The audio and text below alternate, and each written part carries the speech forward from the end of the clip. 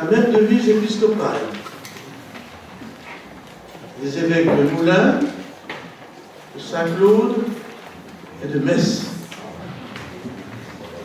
Je ne vous dis pas qui est celui qui l'avait choisi en premier. Mais ils ne se sont pas concertés car ils ne se connaissaient pas. Et cette devise, c'est « L'espérance ne déçoit pas »,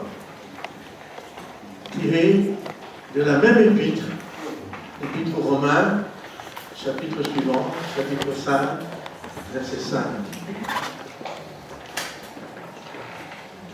On peut ajouter qu'en janvier 2022, le Conseil permanent, la Conférence des évêques de France, publiait une déclaration à l'approche des élections présidentielles et législatives pour donner quelques repères de discernement. Le titre en était « L'espérance ne déçoit pas ». Il y a quelques mois, paraissait la bulle d'indiction du pape François annonçant le jubilé ordinaire de 2025. Les premiers mots sont « L'espérance ne déçoit pas ».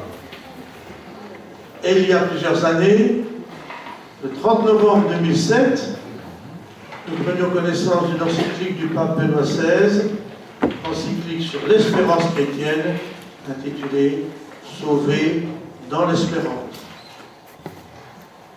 On peut, en observant cela, dire que l'espérance habite le cœur de chaque être humain à toutes les époques, et tout particulièrement celles qui sont troublées,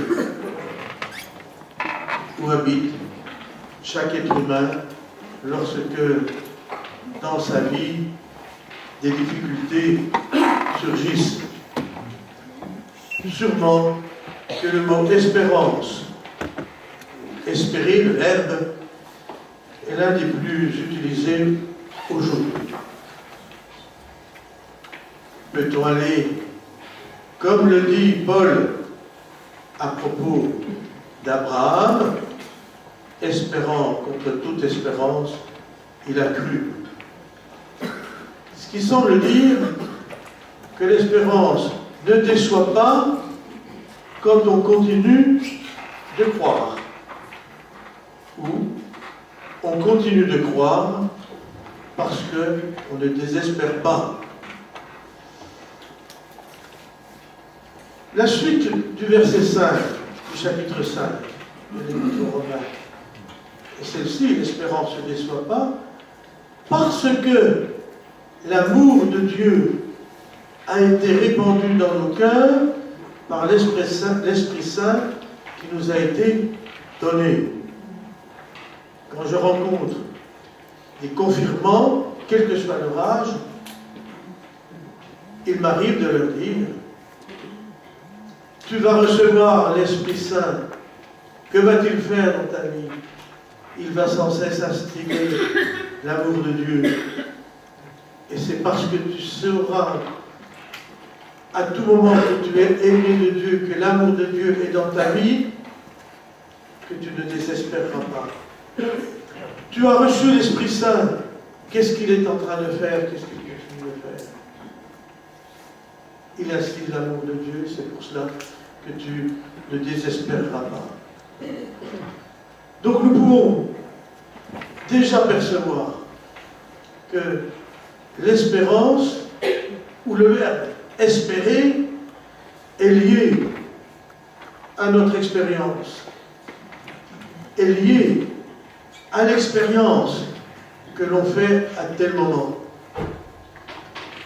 Et je connais très bien un petit garçon, quand il avait 10-12 ans et davantage, 13, 14, 15 ans, qui, habitant dans une maison où, à quelques centaines de mètres, on voyait une chapelle, qui était la chapelle Notre-Dame d'Espérance, qui disait l'espérance.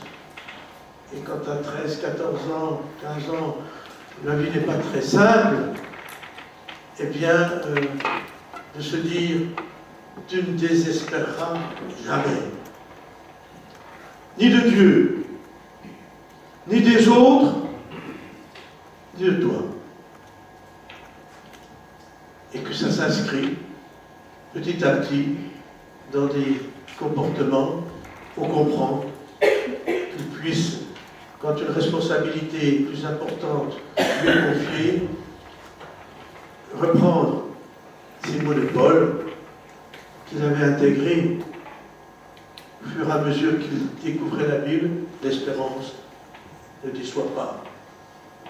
Donc l'espérance, elle est liée à l'expérience. Elle n'est pas une simple idée, elle n'est pas une abstraction, c'est du concret. Elle est vécue dans les événements de la vie. C'est une attitude, c'est même une forme du présent. Et c'est saint Augustin qui nous fait découvrir. Dans les confessions, saint Augustin médite, réfléchit sur le temps. Elle dit, le temps c'est le présent, mais le présent devient tout de suite passé. Et le présent c'est aussi ce qu'on a envie de faire, mais ce n'est pas encore venu, donc ça n'existe pas. Et il dit donc il n'y a que le temps présent. Mais il dit le temps présent a trois formes. Il y a le présent du présent, l'instant, maintenant, et qui est devenu le passé. Donc il y a le présent du passé, qui existe sous la forme de la mémoire, du souvenir, et on en a besoin. Et puis il y a le temps présent, le présent du futur, c'est les projets, c'est les désirs que nous avons de voir telle et telle chose arriver, c'est des espoirs, c'est le futur, mais qui n'est pas encore là. Donc c'est pas le présent. Et lui, eh bien, pour vraiment vivre le temps présent dans toutes ses dimensions, il ne faut pas se figer sur le temps présent du passé, ni croire qu'on est déjà dans le temps présent du futur. Je dis cela parce que l'espérance est une modalité du vécu du présent, mais sans être prisonnier de tous nos espoirs, de tout ce qu'on voudrait qu'il puisse arriver. Alors,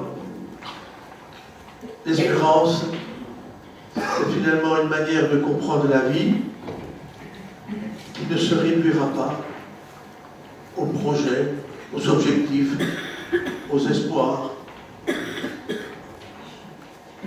mais qui ira plus loin. On pourrait se poser une question, l'espérance a-t-elle des limites? Il y en a une, c'est la mort. Est-ce qu'il faut espérer que tout s'écroule de toute façon à un moment donné, de sa propre vie ou du monde? Et vous voyez bien comment cette question, elle est prégnante aujourd'hui. Puisqu'on se dit, mais notre planète, qu'est-ce qu'elle va devenir? Et les jeunes sont marqués par cette question, ce questionnement. Est-ce que dans la foi chrétienne, il y aurait une réponse à cette question? On peut la trouver. Le même saint Paul dit, il ne faut pas que vous soyez abattus comme les autres qui n'ont pas d'espérance. C'est dans la première lettre aux Thessaloniciens, chapitre 4, verset 13. Et il développe, parce que pour nous la mort n'est pas la fin. Et saint Pierre, dans sa première épître, demande à ce que chaque chrétien, donc chacun d'entre nous, puisse rendre compte de l'espérance qu'il habite. Soyez prêts à tout moment à présenter une défense devant quiconque vous demande de rendre raison de l'espérance qui est en vous. C'est ce qui a fondé ce qu'on a appelé traditionnellement l'apologétique. Et l'apologétique, c'est pas défendre d'abord des idées, c'est rendre compte de l'espérance qui nous habite et d'en donner les raisons, d'en donner une sorte d'explication.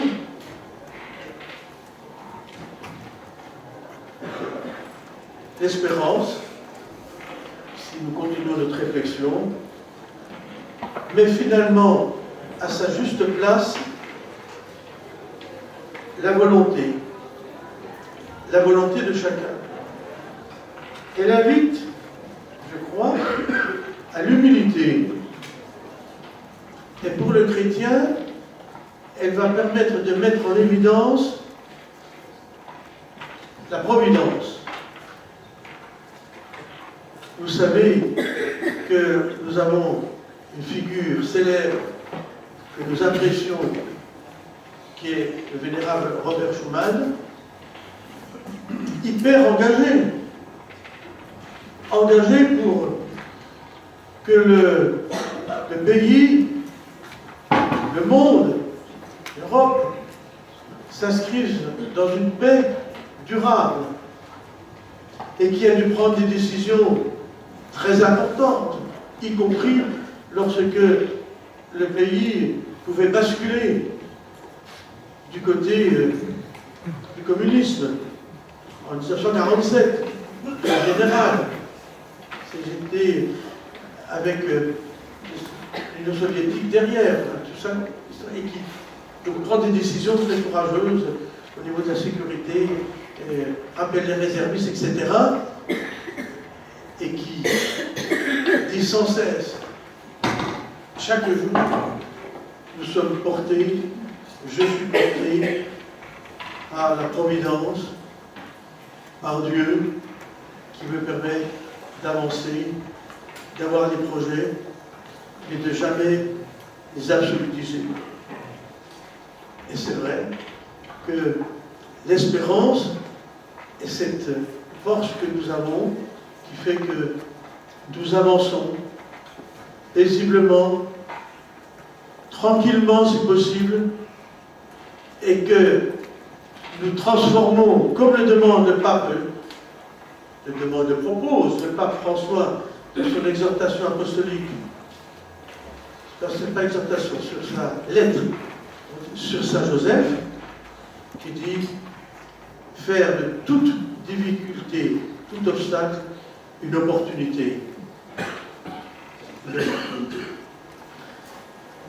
Ce qui veut dire que lorsqu'on est habité par l'espérance, notre volonté qui est mise en œuvre, qui met en œuvre des projets, des propositions, etc., ne sera jamais absolutisée.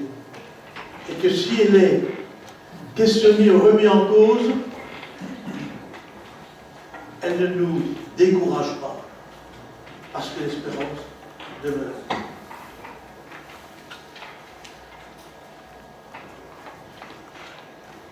Vous savez aussi que l'espérance est une des trois vertus théologales, c'est-à-dire qui nous lie, qui nous relie directement à Dieu et qui constitue notre identité profonde.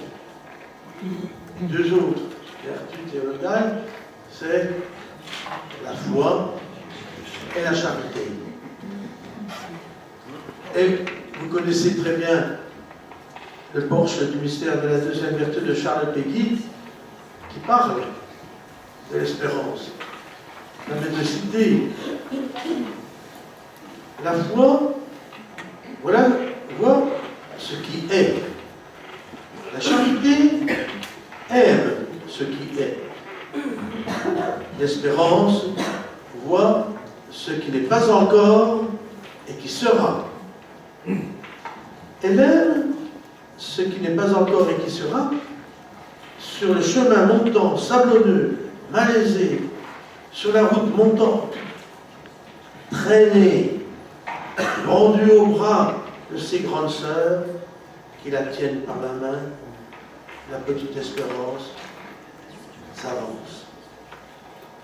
Et au milieu de ces deux grandes sœurs, elle a l'air de se laisser traîner, comme une enfant qui n'aurait pas la force de marcher et qu'on traînerait sur cette route malgré elle. Vous voyez, parfois, arrêtez, on traîne la pauvre Espérance.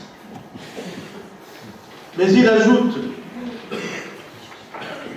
et en réalité, c'est elle qui fait marcher les deux autres, et qui les traîne, et qui fait marcher le monde, et qui le traîne. Oui, l'espérance fait marcher le monde. Et si nous sommes, chacun d'entre nous, habités par l'espérance, nous emmenons le monde. Et les gens qui nous rencontrent le voient, le perçoivent et l'accueillent. L'espérance, elle nous rattache aussi directement au Christ. L'espérance chrétienne n'est pas une idée, une abstraction, je le disais. Elle indique un avenir réel. Et là, je vous invite à aller relire l'encyclique de Benoît XVI et entre autres l'exemple qu'il donne de Joséphine, Sainte Joséphine Bakhita, cette gamine esclave au Soudan, Darfour, qui passe de maître en maître, qui souffre, qui revient avec son maître italien en Italie et qui découvre le Christ, qui découvre qu'elle a un vrai maître, un maître absolu, et que ce maître est amour. Et donc, elle tient le coup parce qu'elle se sait aimée. Elle ne désespère pas. Et nous avons là un passage de l'encyclique qui est extrêmement fort, je vous lis, de Benoît XVI, qui dit ceci. Ici aussi apparaît comme élément caractéristique des chrétiens le fait qu'ils ont un avenir. Ce n'est pas qu'ils sachent dans les détails ce qui les attend, mais ils savent de manière générale que leur vie ne finit pas dans le néant. Je disais tout à l'heure, la mort n'est pas la fin. Et l'espérance nous permet de dire notre avenir n'est pas le néant. C'est seulement lorsque l'avenir est assuré en tant que réalité positive que le présent devient aussi vivable. Ainsi, nous pouvons maintenant dire que le christianisme n'était pas seulement une bonne nouvelle, la communication d'un contenu jusqu'à présent ignoré. Dans notre langage, nous dirions que le message chrétien n'était pas seulement informatif, mais performatif. Quand nous disons, nous annonçons la bonne nouvelle, faisons toujours attention que ce soit bien, pas simplement un texte, une idée, une communication, mais que ça aille jusqu'à te dire, tu es sauvé, Dieu te rencontre, Dieu est à ta porte, Dieu souhaite demeurer dans ton cœur. C'était Jésus. Et ceux qui ont l'habitude d'accompagner les catéchumènes ou les jeunes à Lourdes ou ailleurs s'aperçoivent que de plus en plus, ces jeunes disent « Nous voulons que vous nous aidiez à nous rapprocher de Dieu à ce que Dieu soit dans ma vie et que lorsque j'ai une baisse de foi, eh bien, je tienne. Et nous pouvons dire, mais c'est aussi Dieu qui s'approche de toi. C'est Dieu qui vient à ta rencontre. C'est Dieu qui s'est fait l'un d'entre nous. Cela signifie, continue le pape Benoît XVI, que l'Évangile n'est pas uniquement une communication d'éléments que l'on peut connaître, mais c'est une communication qui produit des faits et qui change la vie. La porte obscure du temps de l'avenir a été ouverte toute grande. Celui qui a l'espérance vit différemment. Une vie nouvelle lui a déjà été donnée. Nous sommes libres. Ceux qui nous entourent sont libres. Et chacun peut, ou non, choisir d'espérer. Et espérer, c'est aussi une manière de croire. Charles Péguy écrivait ceci. La foi que j'aime le mieux, dit Dieu, c'est l'espérance. Alors, parce que nous sommes sur le terrain, que nous rencontrons les gens tous les jours, que Dieu met des personnes sur notre route pour que nous les rencontrions, pour que nous créions des liens, pour que nous puissions leur parler, eh bien, nous pouvons dire que l'espérance, espérer, c'est mieux le verbe, s'oppose à tout défaitisme, à tout pessimisme.